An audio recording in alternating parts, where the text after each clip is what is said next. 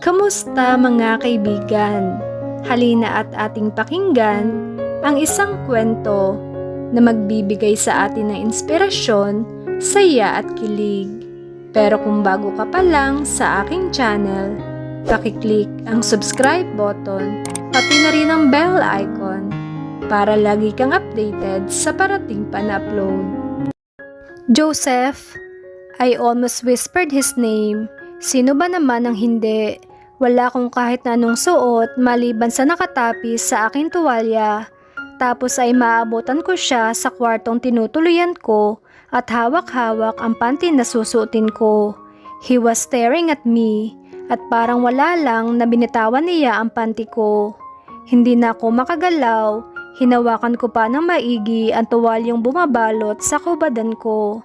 By the way he looks at me, felt like he's stripping me. May kailangan ka ba? He's still staring at me.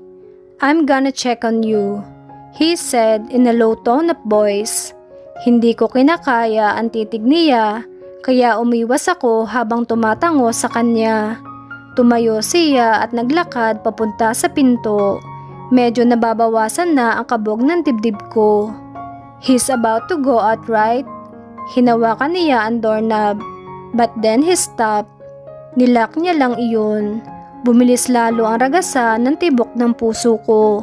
Pumihit siya paharap sa akin at malalaking hakbang ay tinawid ang distansya naming dalawa. Halos mapatras ako habang nakikita ko siyang papalapit sa akin na nagmamadali. He held my cheek and kissed me. Nanlaki ang mata ko. Siniil niya ako ng malalim na halik. Halos sakupin niya ang labi ko. Hindi ako agad nakakilos sa gulat. He immediately held my waist tightly. Tinulak niya ako sa pader at diniin ang sarili niya sa akin. Agad kong naramdaman ang umbok sa kanyang harapan. That was so intense. He bit my lower lip. Kaya naibok ako ito na naging dahilan para mas lalong lumalim ang mga mapanugod niyang halik, palalim ng palalim. Bumaba ang halik niya sa aking panga, papunta sa aking leeg. He even kissed my earlobe erotically. I almost moaned in pleasure. Ramdam ko unti-unti na ako nadadala sa mga halik niya. He cupped my breast and he massaged it. I bit my lip. Napahawak ako sa kanyang mga balikat. Nararamdaman kong lumuluwag na ang ipit ng tuwalya ko, pero nawawala na ako sa sarili para ayusin ito. I feel tipsy in every kisses. I felt so drowned.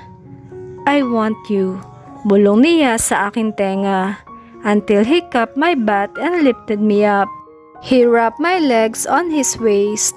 Binuhat niya ako habang hinahalikan papunta sa kama. Inihiga niya ako ng mabini. Hinubad niya ang t-shirt niya at saka hinaplos ang magkabila kong hita. He did that while staring at me.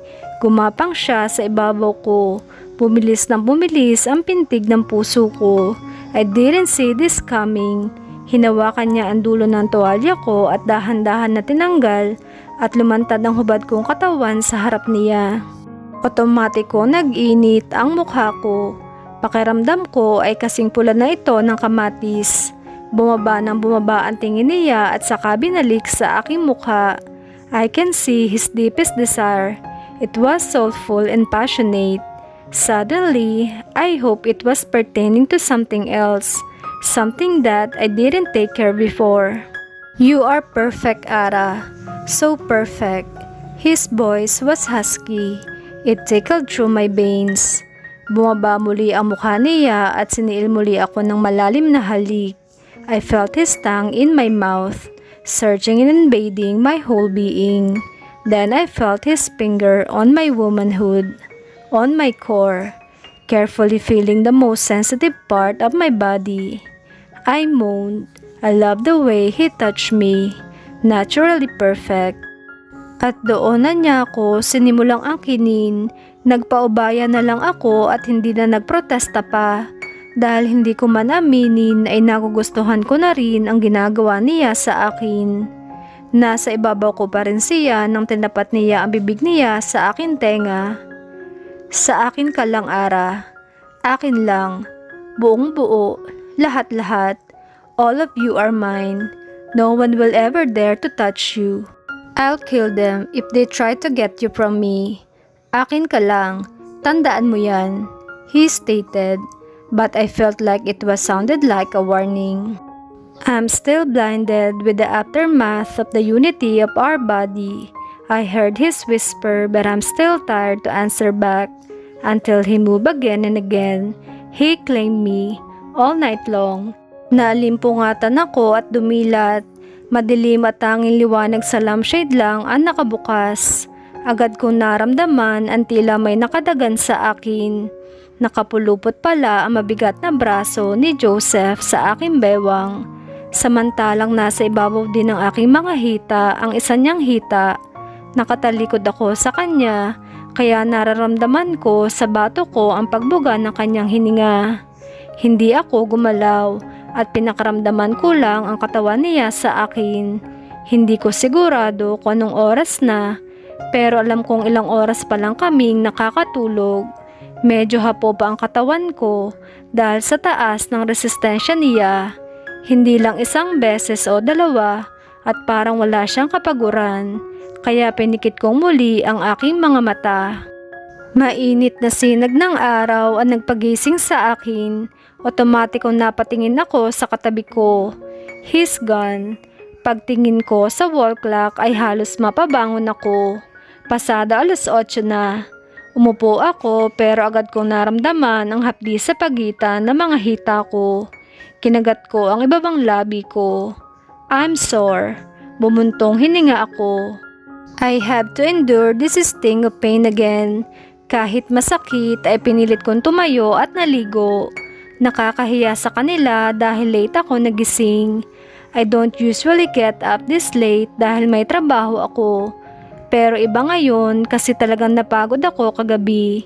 And I flash when I remember what happened last night.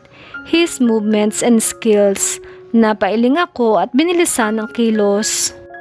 Pagbaba ko sa hagdanan ay nakita ko agad si Joseph na nakaputing shirt at pants.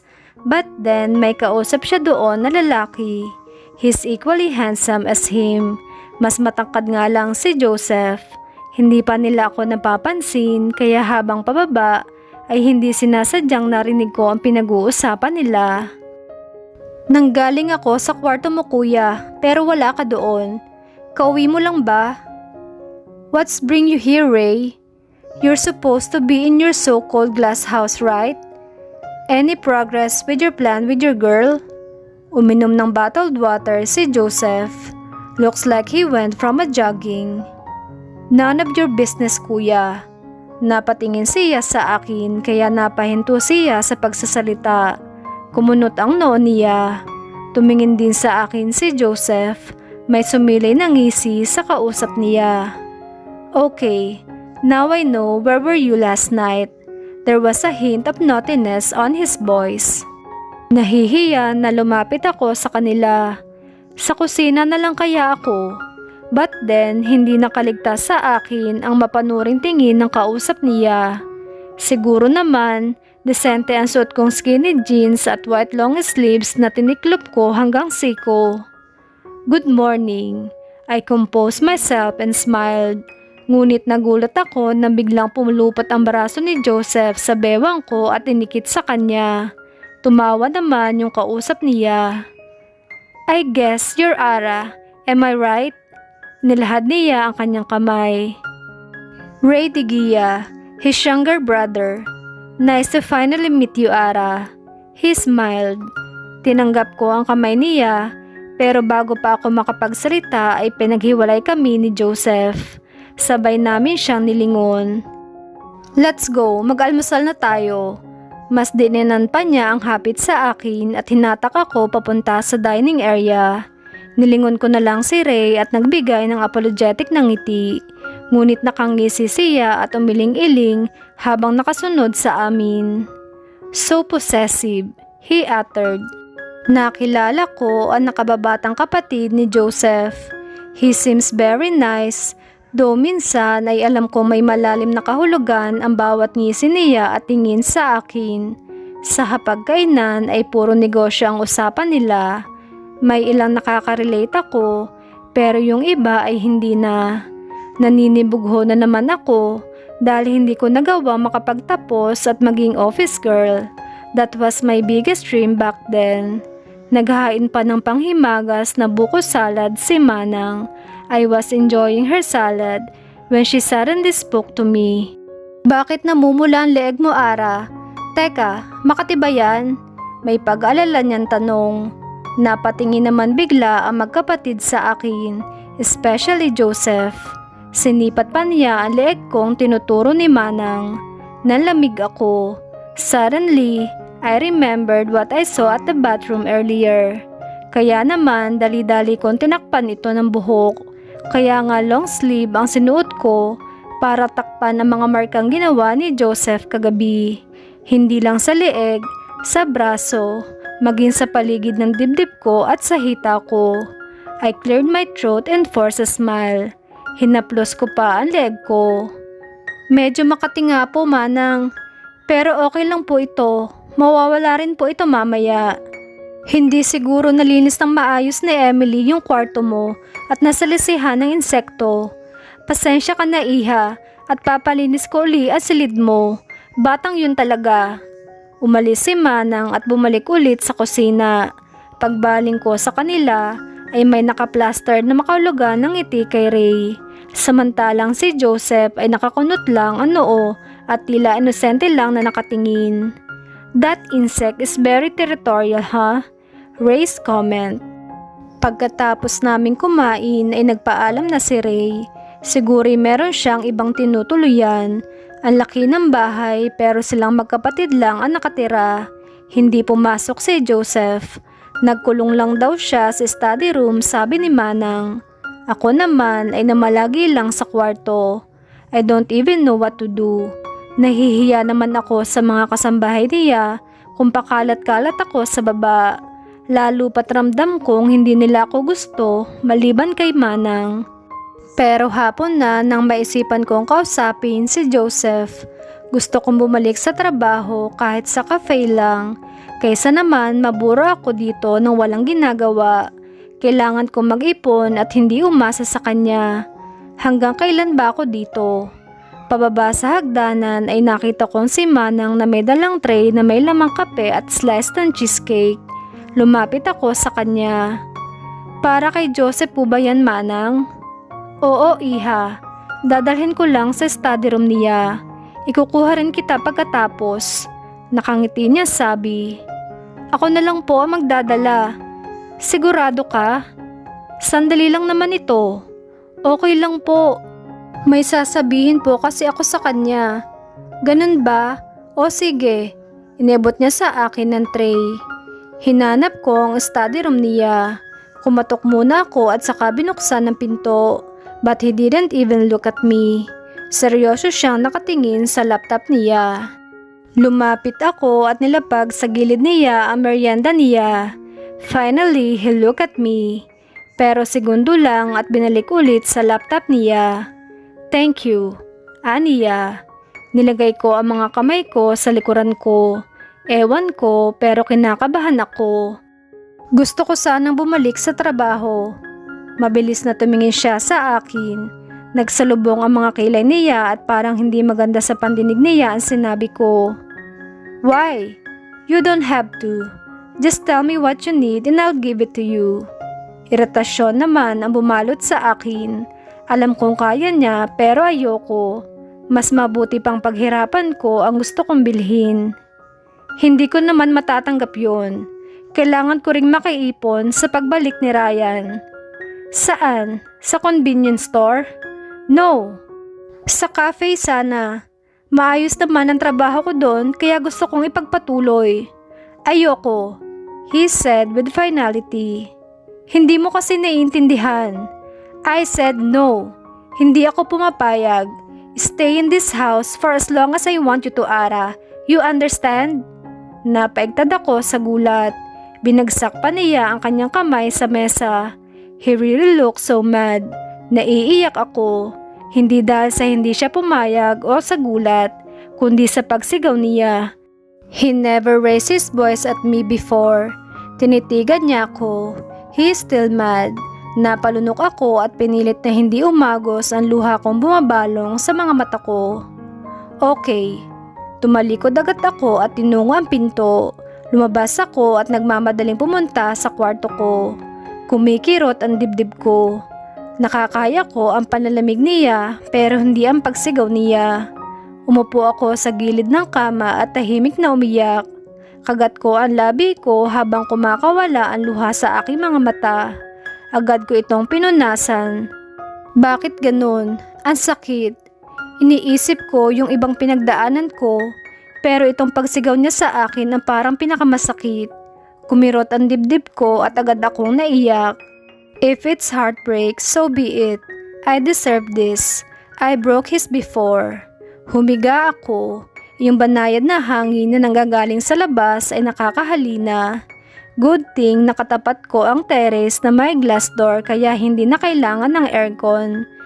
Pinanood ko ang pagsayaw ng kortina hanggang bumigat ang talukap ko at nakatulog. Isang mainit na dampi sa aking pisngi ang nagpagising sa akin. Bumangon ako at tiningnan ang paligid ng kwarto, ngunit wala naman tao. Siguro ay panaginip lang. Mas lalong malamig dahil sa nanggagaling sa labas. Hindi pa naman madilim pero mababa na ang sinag ng araw. Nakatulog ako sa pag-iyak. Pero kahit papaano ay nabawasan ang sakit na nararamdaman ko. Nagtungo ako sa labas para makalanghap ng sariwang hangin. Doon ay nakasalubong ko pa si Manang. Ara, hindi ka na nakapagtanghalian. Nagugutom ka na ba? Bahagya ko siyang initian. Hindi po, ayos lang po ako. Sabi ko na lang kahit na medyo gutom na rin ako. Kaya lang ay wala akong gana. Matapos ng iyak ko kanina ni hindi ko maisip na kumain. Parang wala na rin akong ganang kumain pa ng hapunan. Sigurado ka ba? O sige, ihahanda ko na ang hapunan mo. Umalis kasi si Sir Joseph. Hindi daw siya maghahapunan dito. Nangunot naman ang noo ko. Anong oras po siya umalis? Kani-kanina lang bago ka bumaba. Kung kailan pa gabi na saka pa umalis, saan naman ang punta niya? Nakaramdam ako ng kalungkutan. Wala na nga akong ginagawa dito, mag-isa pa ako maghahapunan. Kinabukasan ay hindi ko na rin siya naabutan pa. Hindi ko rin alam kung anong oras siya umuwi. Tulad kagabi ay mag-isa lang akong kumain. Dahil nahihiya ako kina Manang, ay pinilit kong kumain kahit konti. Wala akong ginagawa kundi magkulong sa kwarto. Kung minsan ay nagse-cellphone lang ako. I check my social accounts but then I still feel bored. Kamusta na kaya si Ryan? Maayos kaya siyang nakapunta sa Amerika? Ilang araw pa ang lumipas ay palaging ganoon ang setup sa mansyon. Kulang na lang talaga ay isipin kong iniiwasan niya ako. Maaga siyang umaalis at late na umuuwi si Joseph. At kapag nakikita ko siya, umakakasalubong ay palagi may kausap sa phone at parang palaging galit sa kausap. Nakasimangot at masungit. Hanggang minsan ay narinig ko pa ang sigaw niya mula sa study room. May pinapagalitan siyang kung sino.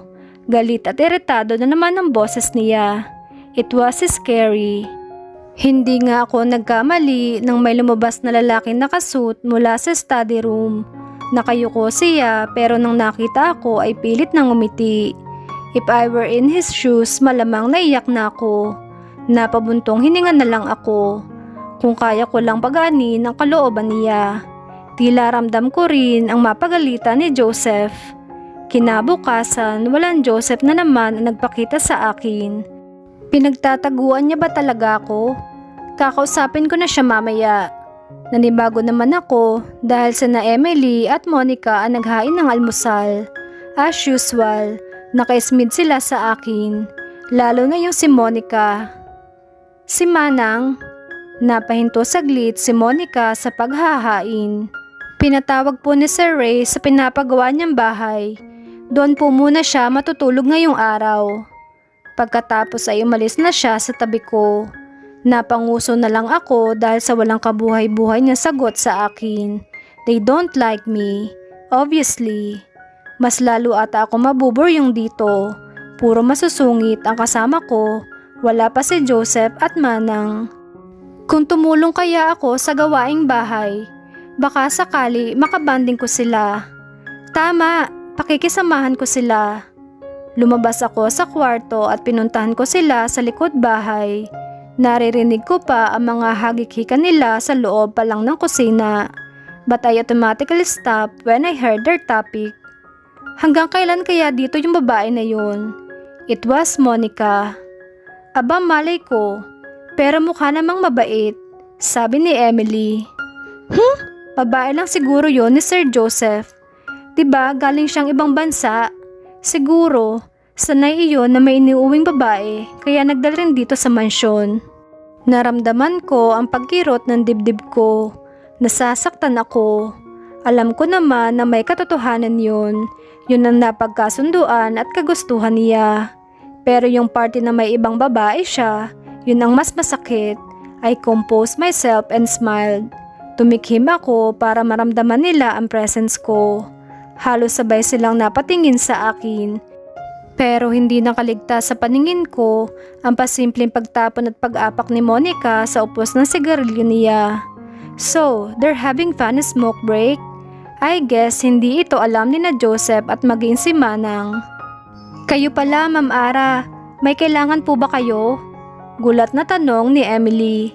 Pero itong si Monica ay inismiran lang ako. Wala kasi akong ginagawa dito.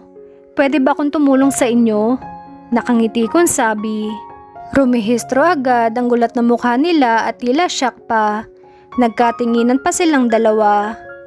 Ma'am, sigurado po kayo? Baka mapagalitan po kami ni Manang pag pinagtrabaho namin kayo. Sagot ni Emily. Hindi, okay lang. Alam nyo, sanay naman ako sa gawaing bahay. Kaysa naman tumunganga lang ako sa kwarto. Tutulong na lang ako sa inyo. Paliwanag ko pa. Okay lang po, Ma'am Ara. Sa katunayan nga, tambak ang trabaho namin ngayon. Pinalalabhan na kasi ni Manang yung mga kortina.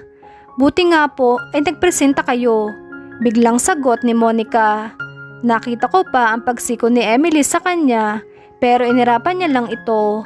Maybe that was her mannerism, ang pag-iirap. Though I found her tone sarcastic, ay mas mainam nang may gawin kaysa wala. Wala nang nagawa pa si Emily nang ituro sa akin ni Monica ang labahin. Mga ilang piraso din iyon, pero malalaki. Ang balak ko ay ibabad at saka kusutin para mas malinis. May dryer naman kaya hindi ako mahihirapan na pigain. Nag-i-enjoy ako pero napagod din ako sa paglalaba. I made sure na maayos at mabango ang laba ko. Mahirap na at baka mapuna pa ng hari ng mansyon. Ilang oras din ang itinagal ko kasi nagdagdag pa si Monica ng ilang kobre kama at punda. Buti na lang talaga nagboluntaryo kayo, sabi ni Monica. Diningala ko siya sa kanginitian.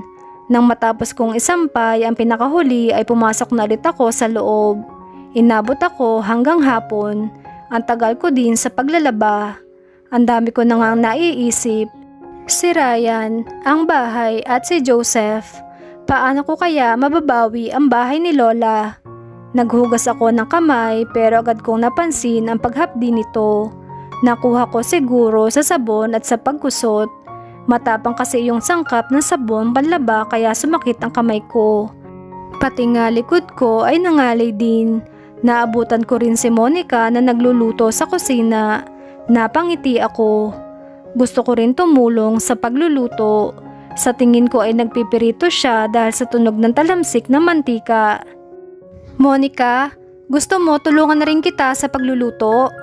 Medyo nagulat pa siya sa akin at agad na nagsalubong ang kilay. Binaliktad niya ang niluluto niya.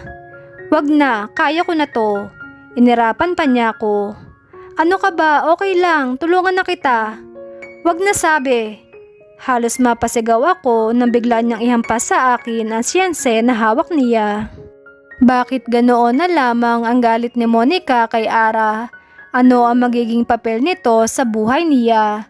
Sabay-sabay nating alamin sa susunod na kabanata ng ating kwento. Maraming salamat!